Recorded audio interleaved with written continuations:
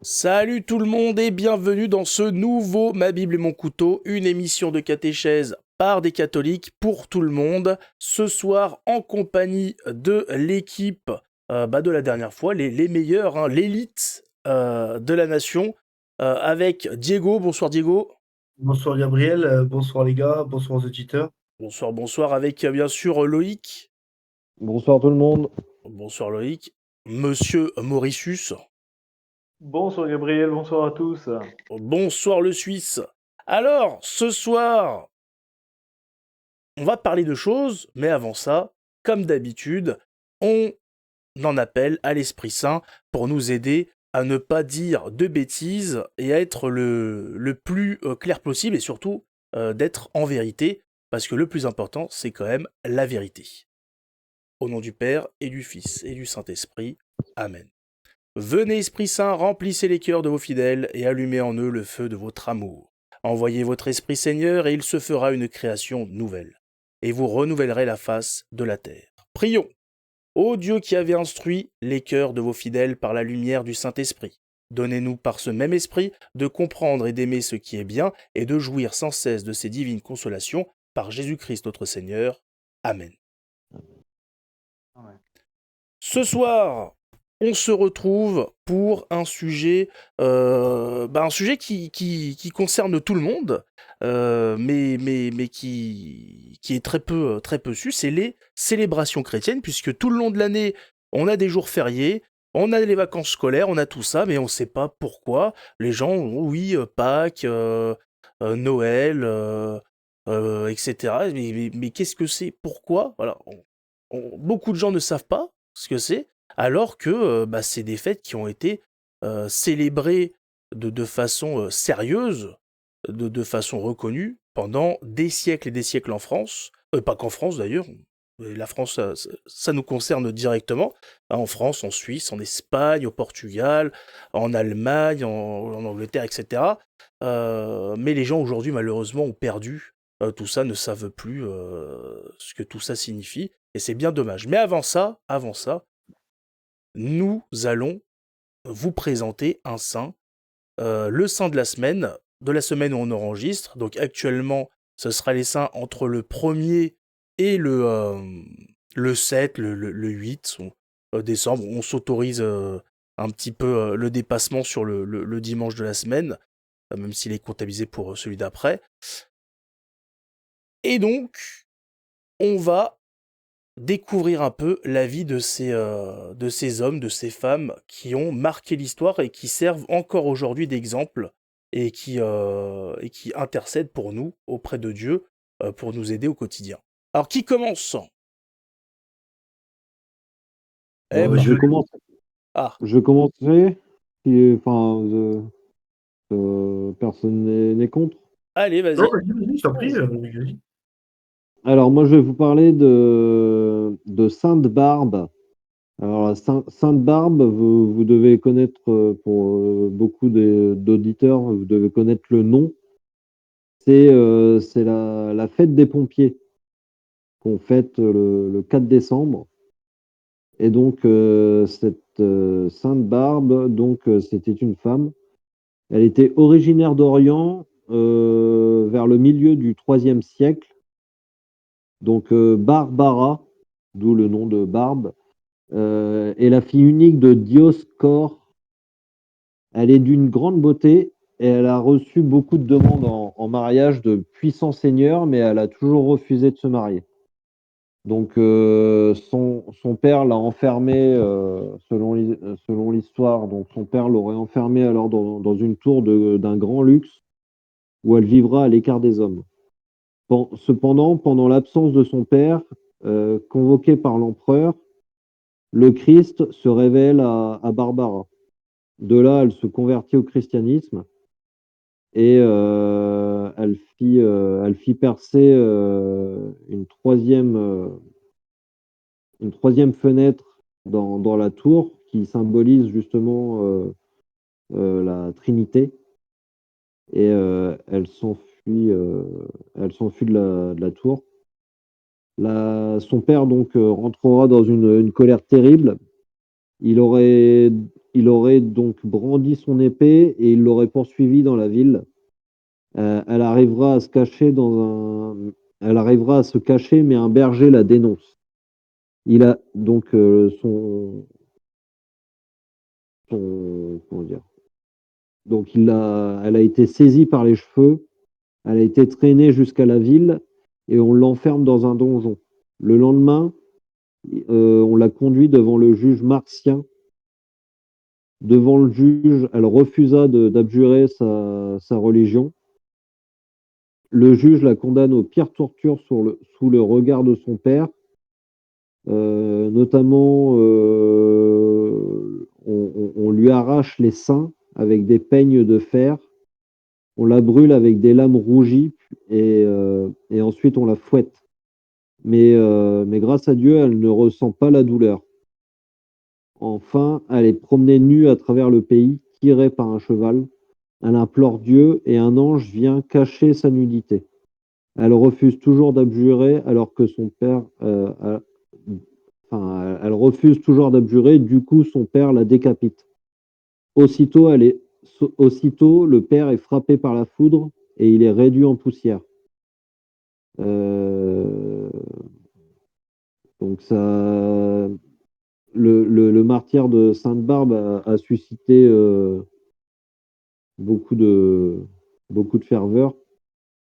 Et donc voilà, la fête de la Sainte-Barbe.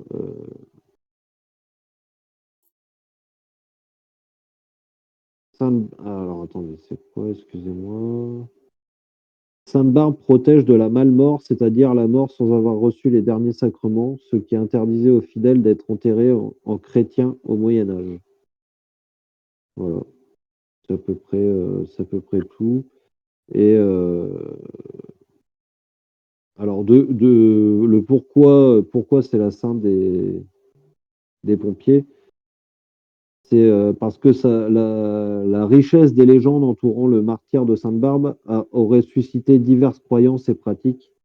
Les mineurs d'abord, mais aussi les artificiers, les salpêtriers, les fondeurs, les couleuvriers, les arquebusiers et bien sûr les pompiers sont mis sous sa protection. Tous les métiers en rapport avec la foudre et le feu se tournent vers elle, mais aussi les fourreurs, les pelletiers et les chapeliers. Et, et voilà, c'est à peu près tout ce que j'ai à dire sur Sainte-Barbe. Très bien. Alors après, dans l'ordre alphabétique, c'est qui le prochain? Alors c'est compliqué parce que moi j'ai Ambroise, donc c'est un A. Ah bah c'était Mais si avant, vous voulez, donc je peux mettre. tu prends la suite. Alors allons-y. Donc Saint Ambroise, c'était un évêque, confesseur et docteur de l'Église. Alors comme beaucoup des saints que j'ai présentés précédemment, c'est un saint du IVe siècle, donc de 395-395 après Jésus-Christ, durant la fin de l'Empire romain. Donc Ambroise était né dans une province germanique, Augusta Treverorum, c'est-à-dire l'actuelle Trèves en Allemagne, de parents certainement nobles, de très bonne famille. Ce qui fait que quand il fut adulte, il a pris le commandement, donc c'est-à-dire il est devenu gouverneur en fait des régions de Ligurie et de l'Émilie, donc c'est-à-dire la ville de Mediolanum, Milan, la Milan actuelle. Et alors c'était quelqu'un qui était d'une famille chrétienne catholique, à une époque où il y avait un schisme particulier, ou plutôt une hérésie, qui était très courante, c'était l'arianisme. Et notamment Milan était très partagé entre le catholicisme romain, donc le catholicisme actuel qui est encore court, et l'arianisme qui a été finalement éprouvé comme une hérésie. En arrivant dans cette ville, il y avait des troubles civils euh, dus ces problèmes religieux. Et lorsqu'il est arrivé, pour maintenir l'ordre en tant que gouverneur, tout le monde a commencé à crier dans la foule en disant, et plus particulièrement un enfant, ce qui a poussé la foule après à crier, l'enfant a dit Ambroise pape, donc Ambroise évêque plutôt. Donc Ambroise est devenu évêque, un peu malgré lui, puisqu'il n'avait pas une formation doctrinale ou théologique qui lui permettait forcément d'être un grand de l'Église, mais il a joué le jeu, il est devenu évêque, il s'est formé et il a fait beaucoup de bien. Donc il est connu pour une très grande charité chrétienne, pour avoir soutenu les empereurs. Donc c'est aussi un exemple que les évêques, donc les autorités religieuses, si elles travaillent main dans la main avec les autorités terrestres, donc les pouvoirs temporels, il peut se passer de très belles choses. Et notamment, un des fruits de cela, c'est la destruction de l'hérésie arianiste. C'est aussi la conversion d'un très grand empereur, Théodose, qui a fait les murs de Constantinople. Peut-être que ça parle à certains. Et son influence, elle a continué jusqu'à sa mort en 397 après Jésus-Christ. Donc, durant sa vie, au cours de sa vie chrétienne, il a eu une exégèse, il s'est formé auprès de grands théologiens, plus particulièrement grecs, mais également latins. C'était quelqu'un qui était très pragmatique, qui a beaucoup œuvré pour la diffusion de la foi catholique. Donc c'est pour ça qu'on l'appelle un docteur de l'Église. Il est un patron des apiculteurs en particulier. Donc c'est les gens qui travaillent notamment dans l'élevage d'abeilles ont comme saint protecteur saint Ambroise. Petite anecdote, quand il était bébé, ses parents, horrifiés, ont vu qu'un essaim d'abeilles était dans la chambre du petit et rentrait et sortait de sa bouche. Et miraculeusement, lorsque les parents arrivèrent, les abeilles s'en allèrent et le petit était intact et il n'avait absolument rien. Donc voilà. J'en ai fini avec saint Ambroise. Très bien, bravo. Diego? Ouais, donc moi je vais vous parler de Saint Romaric, qui était un abbé en 653. Il est célébré et fêté le 8 décembre. Alors, Saint Romaric était un noble opulent du 7e siècle. Il vit sa famille souffrir lors d'une lutte de pouvoir entre les deux petits-fils de Brunehaut. Après la mort de son rival, il récupéra son patrimoine et devint influent à la cour de Clotaire II. Un jour, il rencontra Amat, un moine, qui lui conseilla de vendre ses biens et de suivre le Christ pour atteindre le salut. Romaric distribua alors toutes ses terres aux pauvres, sauf son château qu'il garda, et il rejoignit le monastère de Luxeuil. Là, il se distingua par sa grande régularité. Plus tard, il fonda un monastère pour femmes qu'il dirigea durant 25 ans. À la fin de sa vie, il intervient auprès de Grimoald pour protéger les droits d'un héritier menacé, ce qui impressionna tant Grimoald qu'il lui promit de suivre ses demandes.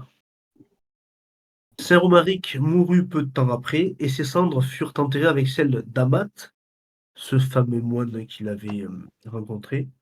Et sa vie témoigne de l'importance du dépouillement et de la dévotion pour le salut. Rappelez-vous ce que nous a dit notre Seigneur, Jésus-Christ, qu'il a dit à ce jeune qui était quelqu'un de pieux et qui était riche, donne tout ce que tu as aux pauvres et suis-moi. Donc, l'importance du dépouillement et de la dévotion pour le salut. Les biens matériaux ici-bas sur terre nous freinent plus qu'autre chose. Les biens du Seigneur sont spirituels, il faut s'amasser des trésors dans le ciel et non rester proche de trésors ici qui n'en sont pas réels, qui nous bloquent, hein, qui ne nous libèrent pas d'aller vers le Christ. Voilà, j'en ai fini. Merci beaucoup, Diego.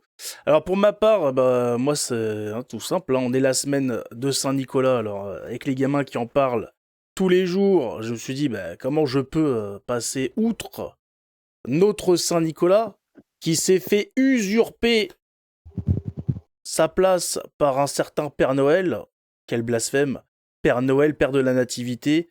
On nous montre ce bonhomme buvant du Coca-Cola. Horreur. Aux flammes. Non, là on va parler vraiment de Saint-Nicolas. Il y a différentes histoires, mais là on va s'attarder vraiment sur le basique. Alors c'est fêté le 6 décembre. Saint-Nicolas était évêque et patron des écoliers. Tout ça au IVe siècle. pour faire un peu comme Mauritius. Il est né à Patar en Lycie, dans la région historique située au sud de la Lydie en Anatolie. Actuellement, c'est la Turquie. Nicolas était issu d'une famille noble. Il se distingua dès l'adolescence par une pureté de vie qui en fit un modèle pour les écoliers, ce qui fit de lui après le patron des écoliers. Il fut un zélé coadjuteur de son oncle dans le gouvernement d'une église, c'est-à-dire qu'il était un fervent ecclésiastique adjoint à un prélat. Comme je l'ai dit plus haut, il est issu d'une famille noble et dispose donc d'une fortune considérable, mais il va pas l'utiliser pour lui personnellement. Sa principale utilisation sera pour enrichir les pauvres. Par exemple, un jour où un de ses concitoyens était tombé dans la grande misère, voilà, il était quelqu'un qui était pas ultra aisé, mais qui avait une bonne vie, s'est retrouvé suite à des déconvenus dans une sacrée misère. Avec lui, ses 3 filles, qui se retrouvaient donc exposées aux mauvais conseils de la détresse. À cette époque-là, quand vous êtes une jeune demoiselle et que vous êtes pauvre, malheureusement, vous vous retrouvez, si vous êtes mal conseillé ou si la vie est très dure, à faire des choses très regrettables. Heureusement, une nuit, une main inconnue se glisse par la fenêtre et glisse une belle somme dans la maison. Le lendemain, le père cherche à remercier le donateur, malheureusement sans succès. Il va pas réussir à trouver qui lui a donné tout cet argent. Il emploie ce trésor à doter sa fille aînée d'abord, pour la marier honnêtement. Donc voilà, la doter, c'est pour la dot. C'est ce qu'on utilisait à l'époque pour les mariages. Le lendemain des noces, rebelote une petite somme une belle somme, c'est pas une petite, c'est une belle somme d'argent se retrouve encore dans le domicile, dans la maison. Il l'utilise cette fois-ci pour marier la seconde fille. Cet argent qui apparaît pousse le père à savoir, à vouloir qui est derrière ces donations. Et il va passer des nuits à surveiller un petit peu la fenêtre pour rencontrer son bienfaiteur inconnu. Et un soir, il voit la main passer par la fenêtre, cette main qui dépose ce trésor qui a fait pas mal de miracles pour les petites filles. Il s'élance aussitôt dehors pour rejoindre l'inconnu, qui tente bien sûr de s'enfuir à toutes jambes, mais cet inconnu, il n'a pas le temps, et on découvre bien sûr que c'est Saint Nicolas qui était là, voilà. Quel mystère incroyable, c'est pas vrai, Saint Nicolas était derrière cet inconnu, et oui, c'était lui. Le père, bien sûr, attendri par le geste, se prosterne à ses genoux, le remercie, parce qu'il a sauvé ses filles, en fait, d'un futur qui allait être peu honorable. Bien sûr, Saint Nicolas, lui, il cherche pas comment dire, il cherche pas à être une icône, une star. La gloire personnelle. Voilà, il veut pas de gloire personnelle. L'homme de Dieu, lui, il veut qu'une chose, qu'il ne dise jamais un mot de ce qui s'est passé. Voilà, il demande une seule chose: ne dis à personne que c'est moi. Voilà, je ne veux pas que les gens le sachent. Moi, je cherche juste à aider, pas plus. Suite à ça, malheureusement pour les habitants du coin, il décide de partir au Saint-Lieu, voilà, de faire un pèlerinage. Sur son passage, on comptera plusieurs miracles, un matelot ressuscité, des infirmes guéris, etc. Ce pèlerinage fut une source de grâce pour Saint Nicolas, mais il prit fin par un avertissement du ciel. Voilà, il a eu un songe qui lui demande d'aller reprendre le gouvernement d'une communauté qu'il avait fondée dans son pays. À son retour, ça fut l'acclamation, hein. Les gens étaient très contents de revoir Saint Nicolas, et il devint évêque de Myre à la mort de son prédécesseur. Voilà, quelques temps après son retour, l'évêque de Myre meurt, il prend sa place.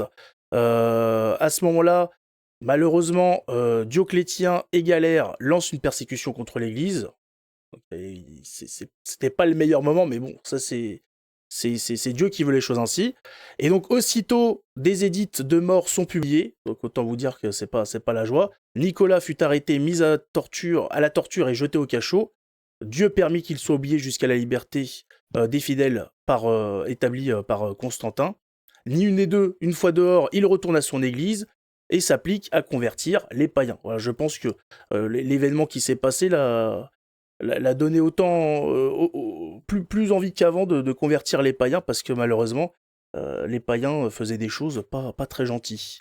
Un jour qu'une émeute éclata à Taïfal, le bienheureux se présenta seul face aux rebelles et les calma. 3 commissaires impériaux, victimes d'une calomnie, attendaient l'heure de leur mort, et tout à coup, l'un d'entre eux s'écria « Seigneur Dieu qui avait arraché les 3 Hébreux à la mort, nous sommes innocents comme eux. Au nom de Nicolas, votre serviteur, prenez vous-même notre défense. » Pendant ce temps, l'empereur endormi vit apparaître dans son songe un vieillard qui lui dit « Lève-toi et donne sur le champ l'ordre de délivrer les 3 officiers qui viennent d'être injustement condamnés à mort. » Constantin demanda « Qui es-tu pour me tenir un pareil langage ?» L'inconnu répond « Je suis Nicolas, évêque de Myre. » Constantin se lève, il appelle son préfet, celui-ci lui annonce, il lui explique la chose, qu'il a eu exactement la même vision. Les 3 captifs sont amenés et questionnés. Là, on leur pose des questions. Par quelle opération magique avez-vous produit ces fantômes qui ont apparu simultanément, etc. Ils essaient de comprendre ce qui s'est passé. Les malheureux, eux, ne comprennent pas ce qui s'est passé, ne sont pas au courant de cette vision. On leur explique pourquoi on les questionne là-dessus. Népotien s'écrie « Dieu Tout-Puissant, avez-vous donc daigné exaucer ma prière et envoyer Nicolas, votre serviteur, attester en personne notre innocence ?» Il raconte alors la scène de la prison, des fausses accusations qui ont été colportées à leur rencontre. Il parle avec une telle sincérité, un tel accent de sincérité qu'il convainc l'empereur. Constantin les absout en disant « Ce n'est pas à moi que vous devez la vie, c'est au saint vieillard qui est venu à votre secours. Allez lui dire que j'ai fidèlement exécuté ses ordres et demandez-lui de prier pour moi. » Tel est le trait de la vie de Saint Nicolas que l'art symbolique du Moyen-Âge a si souvent reproduit dans les sculptures et les verreries de nos cathédrales. Ce grand évêque mourut plein de jours et de saintes œuvres vers l'an 342. Son tombeau est encore aujourd'hui à Myre et fait encore l'objet de pieux pèlerinages. Ce qu'on peut tirer de ce récit, c'est comme Népotien, demandons au bienheureux Nicolas de nous préserver non de cette mort que nous, enfants d'Ève, devons subir, mais de la mort du péché, la seule redoutable. Prions l'évêque de Myre, qui fut un modèle d'innocence, de nous aider à conserver la nôtre.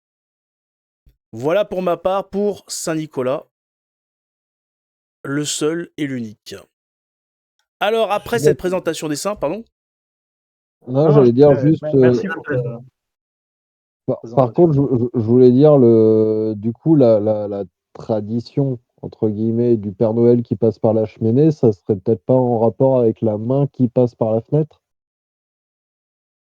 Je sais pas bien comment ils ont pris ça. Je pense que ça a dû être une extrapolation de cette Oui, je histoire-là, pense quoi. un lien forcément avec ça, parce que du coup, beh, il rentre pour apporter des cadeaux précieux, donc oui, c'est un lien avec ça.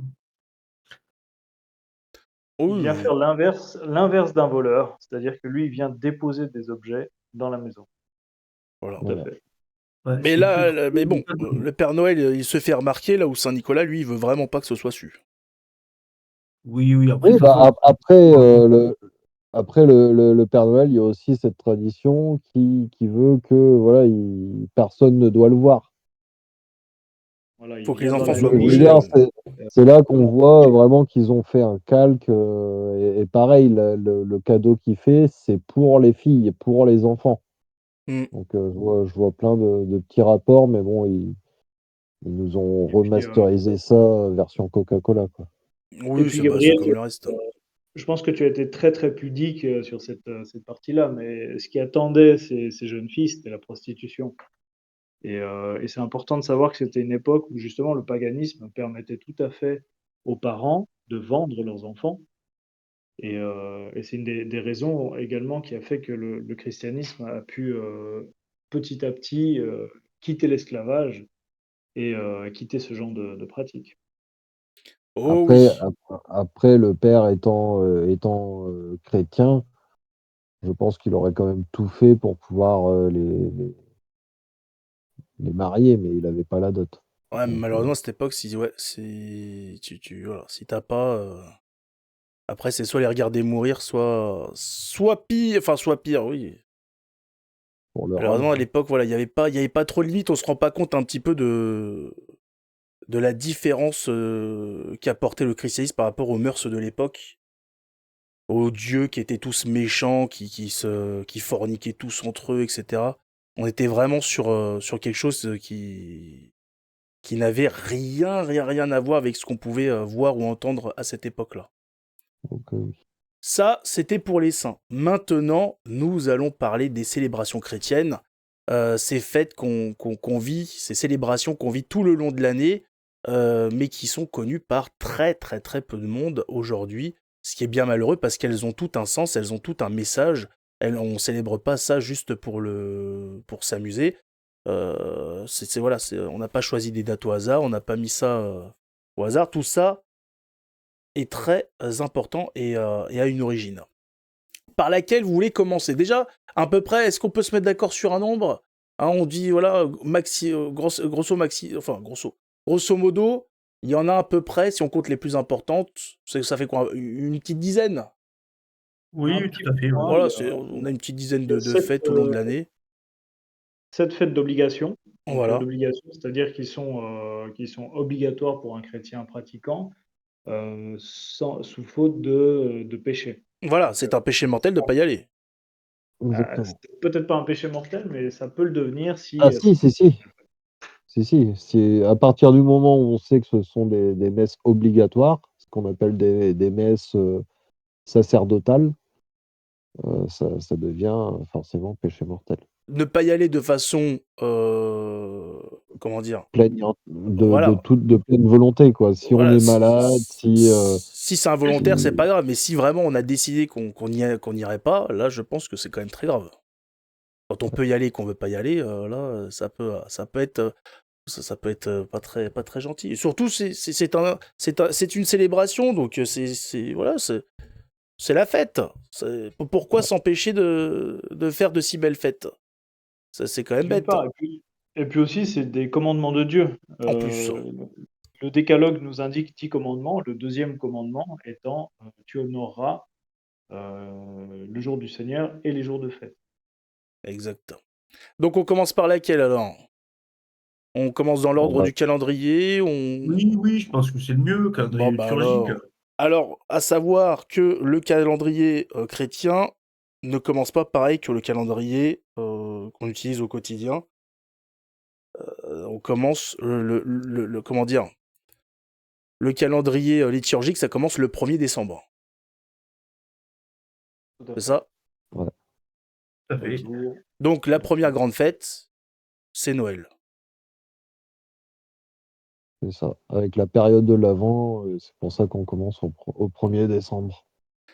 Voilà. Alors, Noël, qu'est-ce que vous pouvez nous dire sur cette fête de Noël? Noël, la nativité.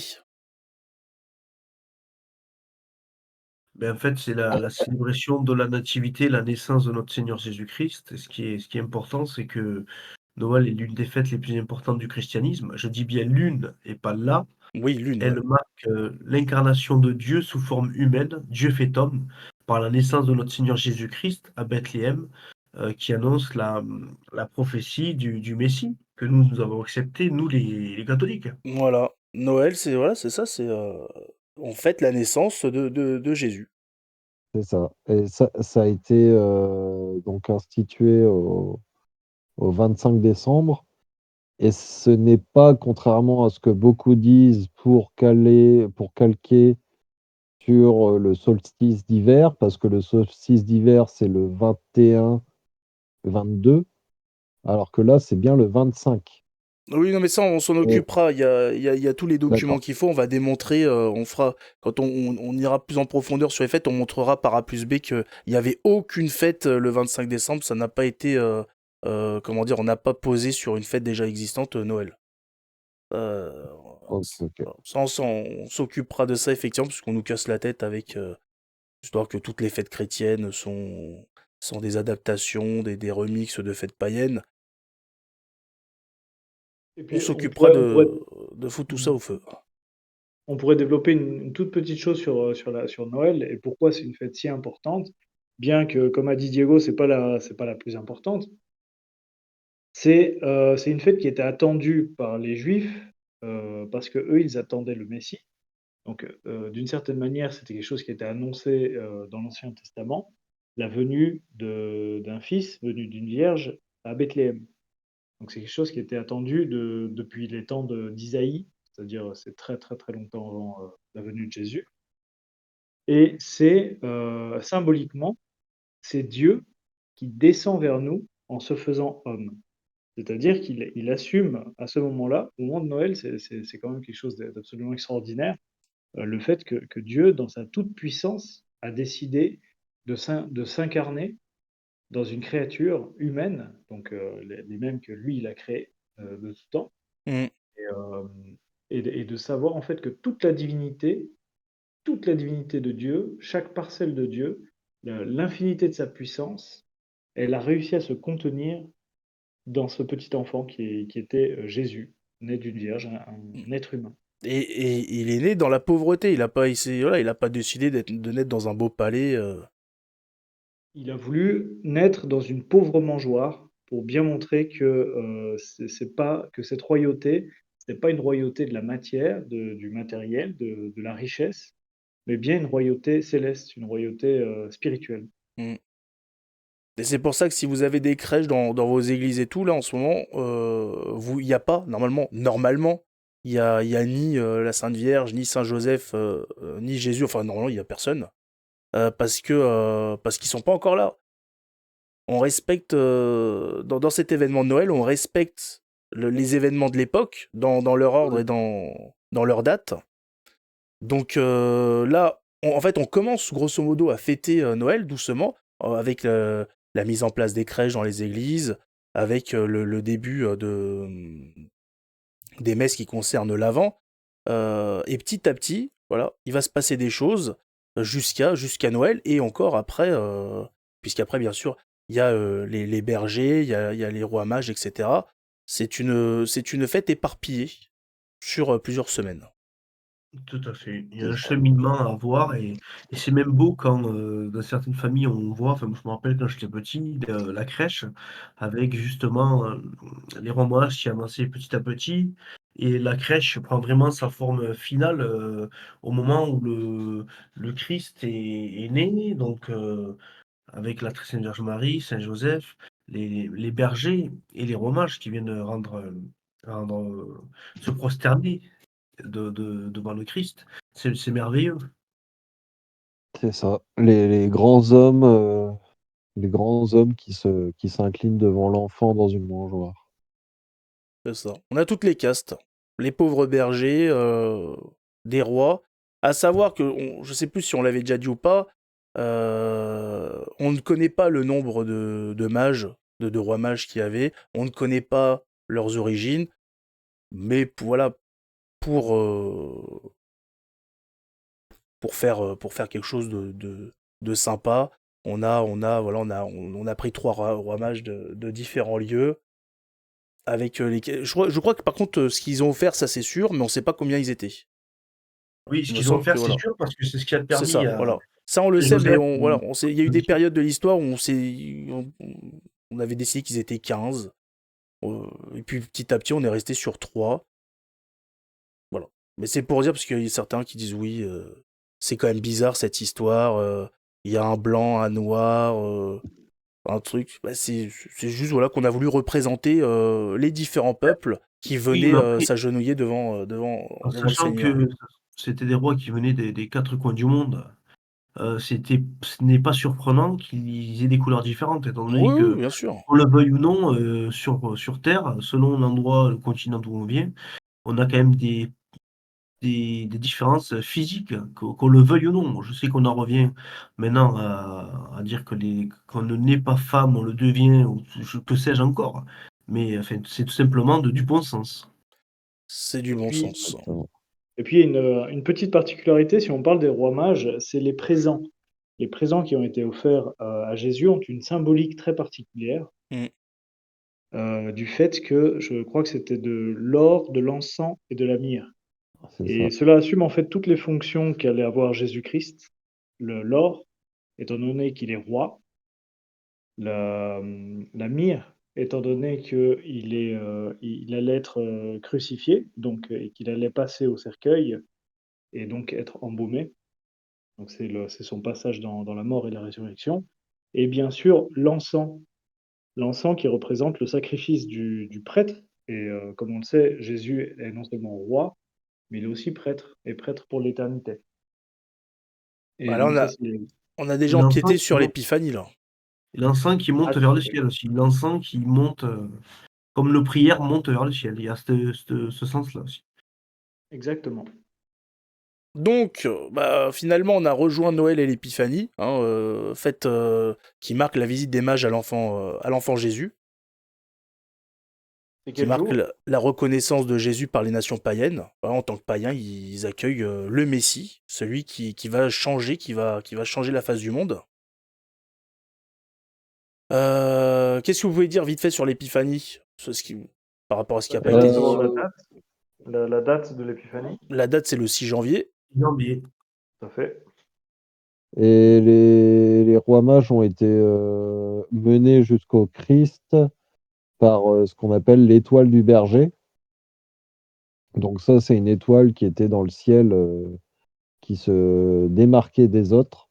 Et justement, les rois mages ont vu un signe dans cette étoile qui était différente parce qu'ils connaissaient très bien l'astronomie à cette époque-là. Ils ont remarqué la différence et ils ont décidé de suivre cette étoile. Et fait scientifique, en tout cas fait factuel, c'est que je je sais pas si les auditeurs sont au courant, mais on peut remonter le temps au niveau astronomique avec la position des étoiles dans le ciel.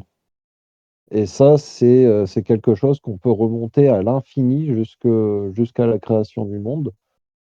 Et quand on remonte, alors il y a un logiciel informatique qui existe là-dessus, hein, c'est quelque chose de très concret. Et quand on remonte à la date du 25 décembre, et ben effectivement, vous avez une anomalie dans le ciel de Bethléem et on voit cette fameuse étoile du berger. Et Donc puis une chose assez ça, c'est intéressante, avéré. Loïc, par rapport à cette fameuse étoile du berger, c'est que suite, à la visite de Jésus, l'étoile n'était plus dans le ciel, et ça, c'est un événement important parce que, premièrement, on attribue cette étoile à l'ange Gabriel qui aurait guidé les rois mages à Jésus et d'autre part parce que Hérode, ayant rencontré les rois mages, a appris qu'ils étaient déjà allés visiter Jésus bien avant d'aller visiter le roi et qu'ils ont C'est dit: ça. «Nous sommes venus rendre nos hommages et nos offrandes au roi» et donc fou de rage, il a donné cet ordre d'aller chercher, tous les premiers-nés de Bethléem pour les faire sacrifier. De moins de 2 ans. Exactement. Tous les moins de 2 ans pour aller les sacrifier et c'est ça qui a précipité la fuite de la Sainte Famille, donc Joseph, Marie et Jésus en Égypte. Et ça a été les premiers saints de l'histoire catholique, les saints innocents. Mmh. Alors après l'épiphanie, On Et qu'est-ce qui beh, se passe? aura la Pâque, la fête la plus on aura la importante, Pâque, La fête la plus importante, la la Pâque. fête la plus importante. la La Pâque. Pâque, ouais. Alors qu'est-ce qui se passe? Est-ce que c'est un lapin qui chie des œufs au chocolat? Ouh Non, là! c'est des cloches, Gabriel, c'est des cloches. Il chie des Alors, cloches au chocolat? Ouais, il Ah, chie des cloches. on n'a pas les mêmes lapins par chez nous, hein. Ouais. Alors c'est quoi la Pâque?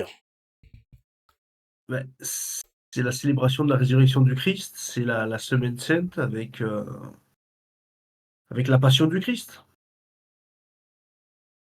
La Et Pâque puis est la une fête centrale dans le christianisme, elle célèbre la victoire de Jésus, notre Seigneur Jésus, sur la mort et le péché, Ouais. et elle survient 3 jours après le vendredi saint qui commémore sa crucifixion.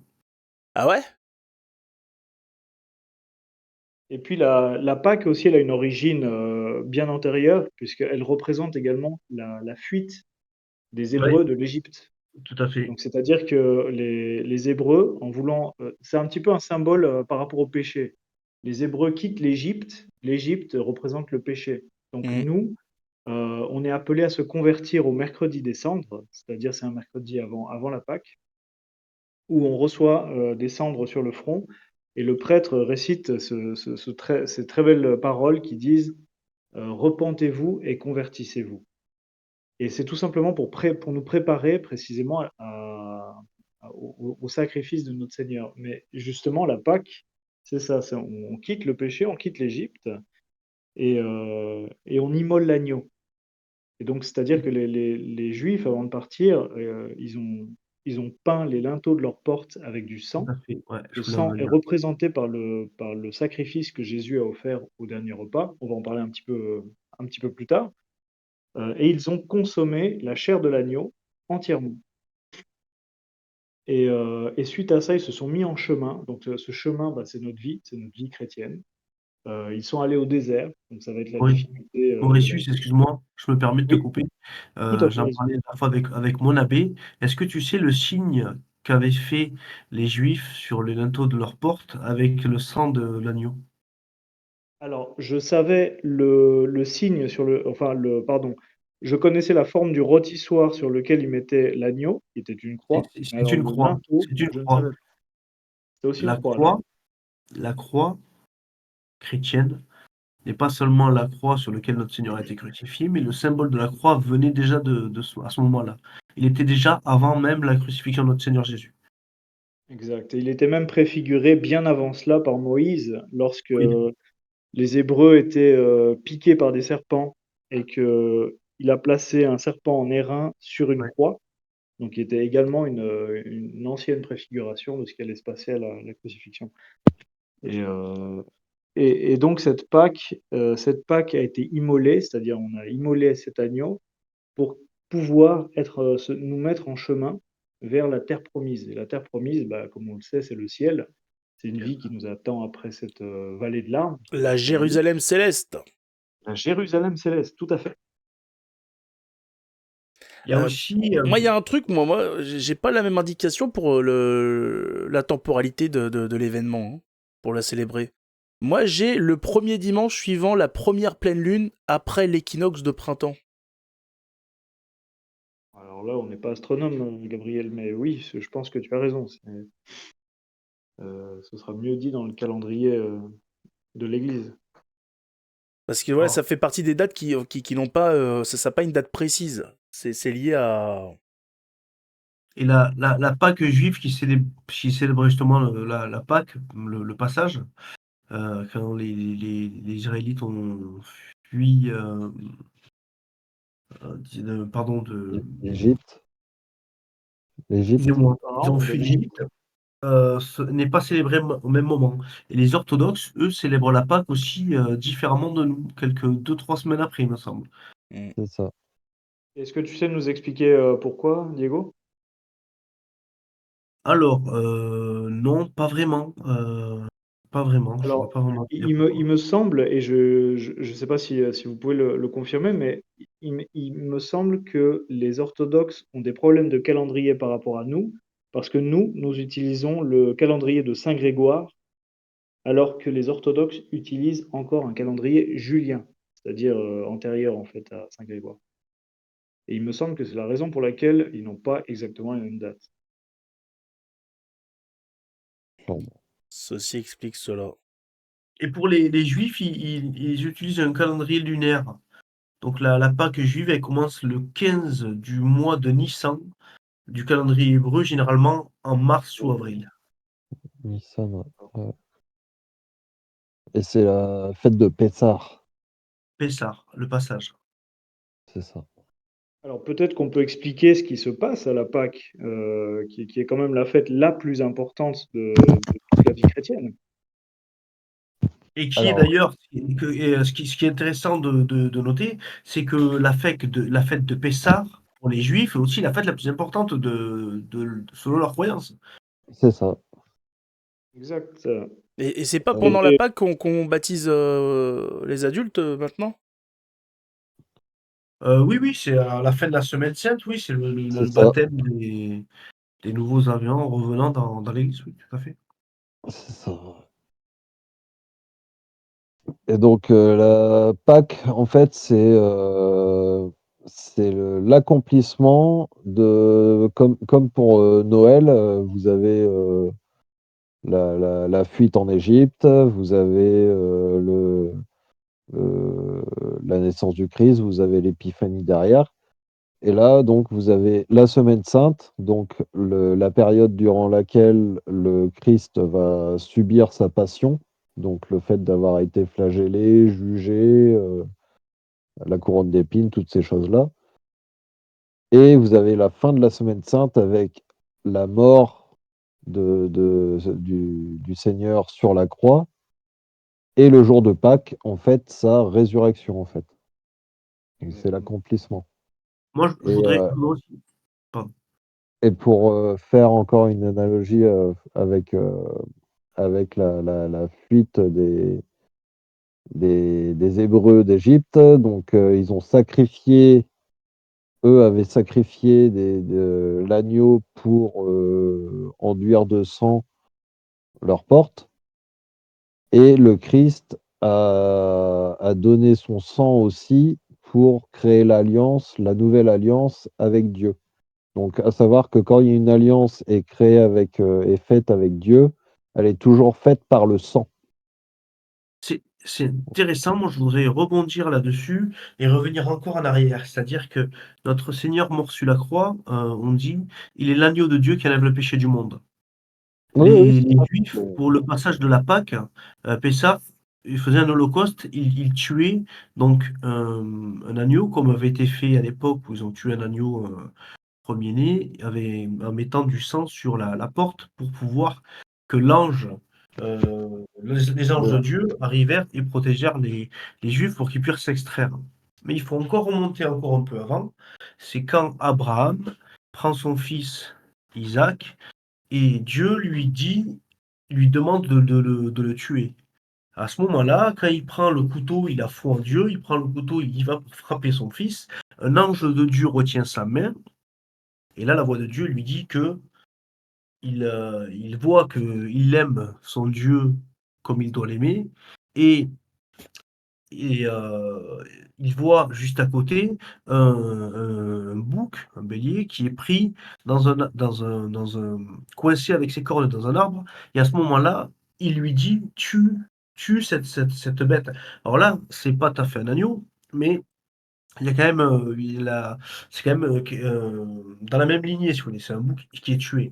Donc c'est encore un sacrifice par rapport à l'agneau. Donc depuis le commencement, on voit qu'il y a une continuité dans la foi hébraïque, d'accord? La foi juive et la foi que nous avons nous les catholiques, les chrétiens, en Jésus-Christ, qui est qui est le Messie tant attendu d'Israël et qui est cet agneau de Dieu, le Fils de Dieu, Dieu fait homme. Vous voyez le lien? Mhm. C'est ça. Tout à fait, exactement. C'est Ouais. important de le mettre en lumière, ça. On a toujours, ouais, comme je disais, on a toujours ce rapport au sang.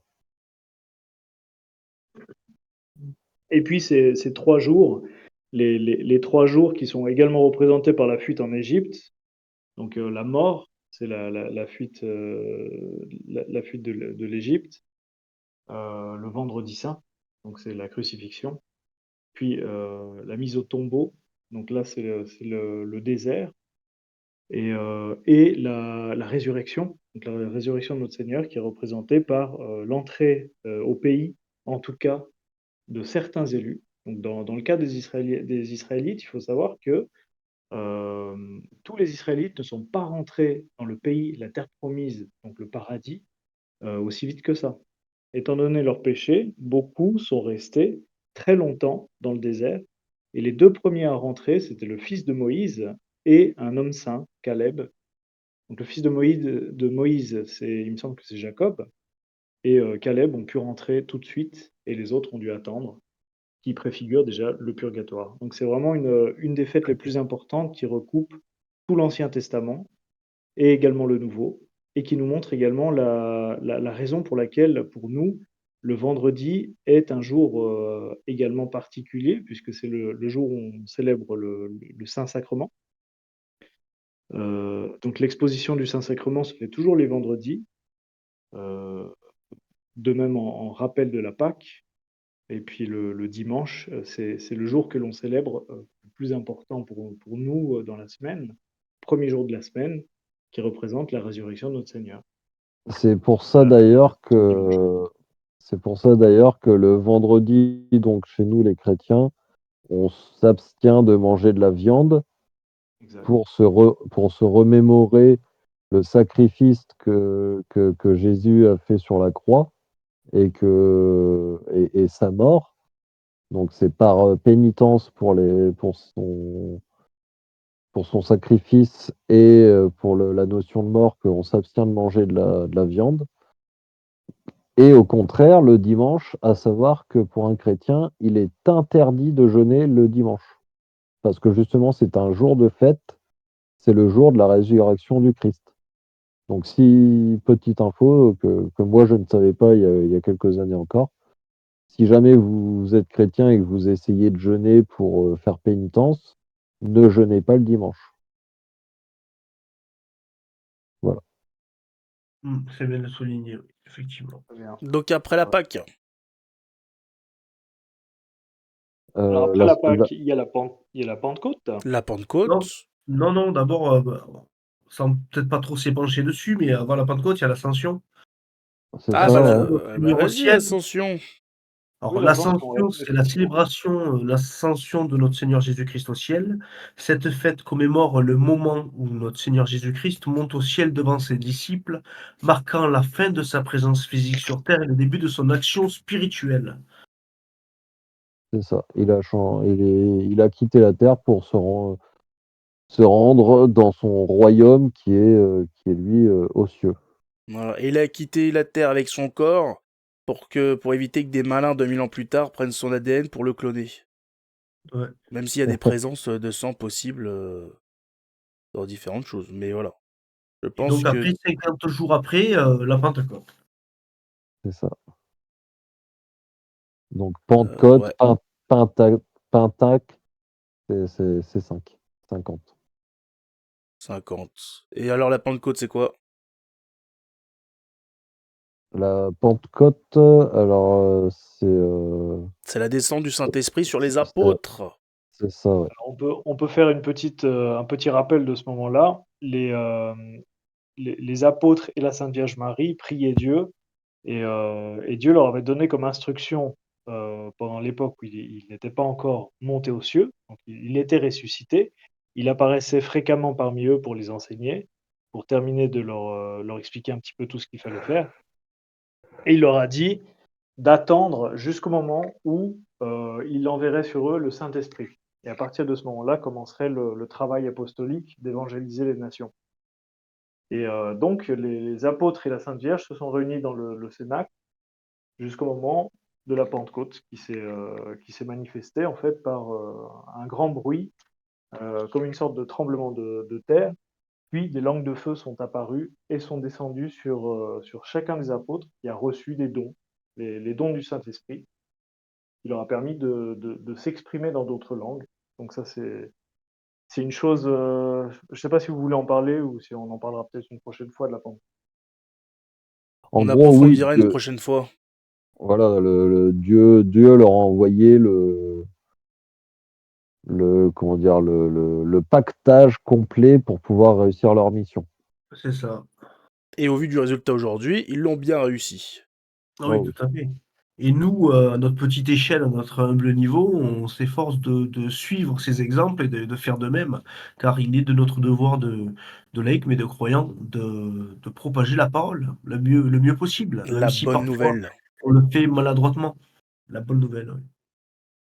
Alors après, là on était quoi, la Pentecôte? La Pentecôte, et ensuite, eh ben, ça sera l'ascension de la très sainte Vierge Marie le 15 août. L'Assomption le 15 août.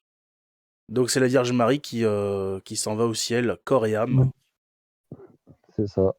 Alors, cette Donc, fête célèbre la croyance catholique selon laquelle célèbre le fait que la Sainte Vierge Marie est montée au ciel, la mère de notre Seigneur, a été élevée corps et âme au ciel à la fin de sa vie terrestre. C'est ça. ouais. Et ça a été Parce qu'elle avait, officialisé quand cette fête? Depuis le 8e siècle, l'Assomption. Ben voilà. Donc Ça date c'est pas une fête d'hier. très ancienne et déjà à l'époque, la dévotion à la Sainte Vierge Marie, il y aura beaucoup à raconter là-dessus, Hmm. notamment sur le fait que la maison de la Sainte Vierge Marie a changé de place. Ah, je vois que Mauritius est au courant de choses. Mais Ah, c'est tellement long que je pense qu'on pourra en discuter Oh oui, ultérieurement. parce que cette histoire amène beaucoup de choses autour. Ça serait très très très très long. Enfin, c'est pas très très long, mais ça mérite son émission. Alors ensuite, après l'Assomption, on a quoi? On a la Toussaint. Alors ça dépend. Parce que Diego, il va te dire, il y a la fête de la Nativité de la Sainte Vierge, le 8 septembre. C'est Oui, oui, oui, mais après, je l'ai pas forcément, moi, dans mes. On sait, parce qu'on l'a fraîchement en mémoire, pardon, parce on l'a vécu il y a pas très longtemps, mais c'est vrai que moi, dans les fêtes les fêtes les plus importantes, entre guillemets, même si la fête de la nativité de la très sainte Vierge Marie est hautement important, moi, c'est vrai que dans l'ordre chronologique, là, j'ai la Toussaint. Bah alors là, tout ça. Bah, après, la fête de la Nativité de la Vierge Marie, c'est en fait la célébration de sa naissance. Voilà, pour faire court. Il y a pas qu'elle, il y a aussi c'est la fête pour Saint Joseph, etc. Voilà. Mais voilà, passons à la Toussaint. Alors la Toussaint, qu'est-ce que c'est? Bah c'est un petit peu dans le nom quand même, hein. Qu'est-ce qui se passe à la C'est Toussaint? c'est la c'est fête la de tous fête. les saints. Voilà. C'est le jour où on célèbre tous les saints parce qu'il y a beaucoup trop de saints, ne serait-ce que pour en mettre un seul Oui. par jour, ça ne rentre pas. Donc, Et surtout, euh, on ne doit vas-y, pas vas-y. oublier que pour entrer au ciel, pour aller au paradis, il faut être saint. Donc il y a énormément de saints dont on ne soupçonne pas leur sainteté. Eh oui. Et on peut pas les remplir, comme tu dis, Loïc, le calendrier, il faudrait plus de jours que ça, hein, il en faudrait énormément. Donc voilà, rendre hommage aux saints martyrs connus et inconnus surtout, qui ont vécu sur le principe de la foi catholique.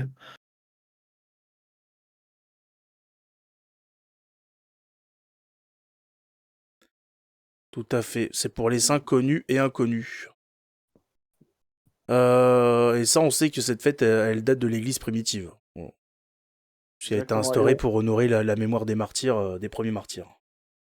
on peut citer deux actions qui se font particulièrement ce jour-là et les jours qui suivent jusqu'au 8 novembre.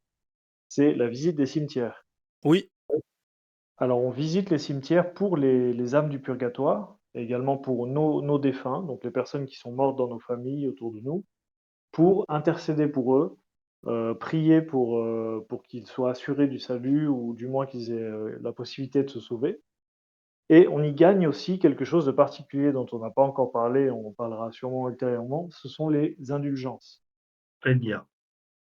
Alors une indulgence, en particulier, c'est, lorsqu'on a commis un péché grave, on le sait par la confession, on est pardonné de ce péché, mais cependant la peine qui est due au péché ne nous est pas remise automatiquement.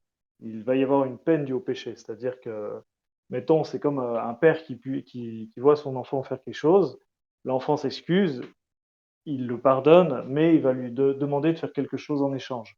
Eh bien, une indulgence, comme par exemple prier les âmes des fidèles défunts durant ces jours-là, permet justement d'effacer la peine due à un péché particulier.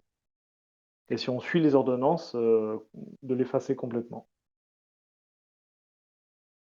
Voilà. À savoir ne pas confondre la fête de la Toussaint et la fête des défunts.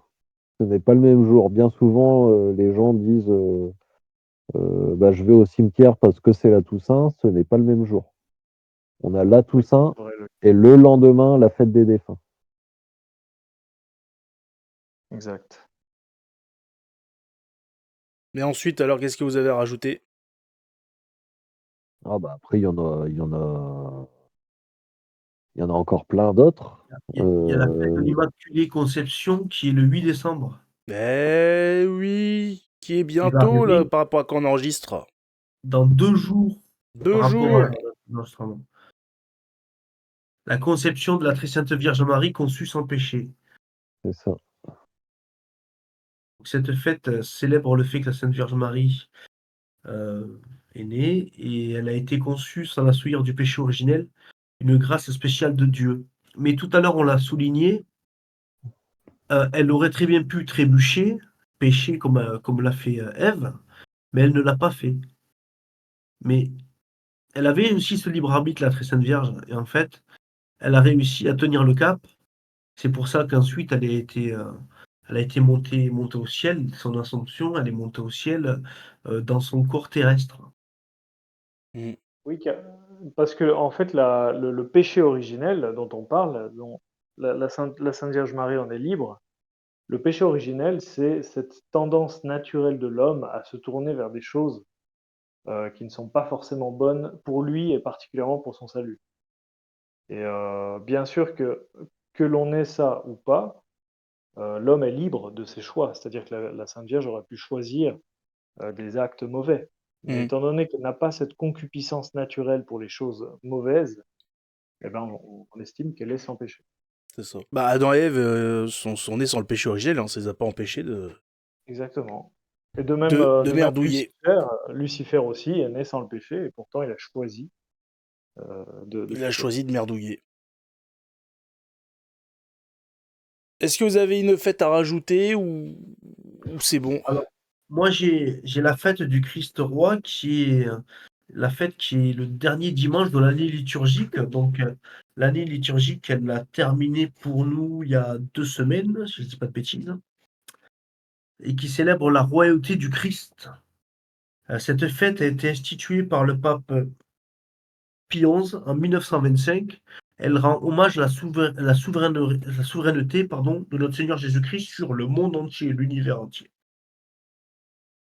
Ce qui est, Et encore, vas-y, termine.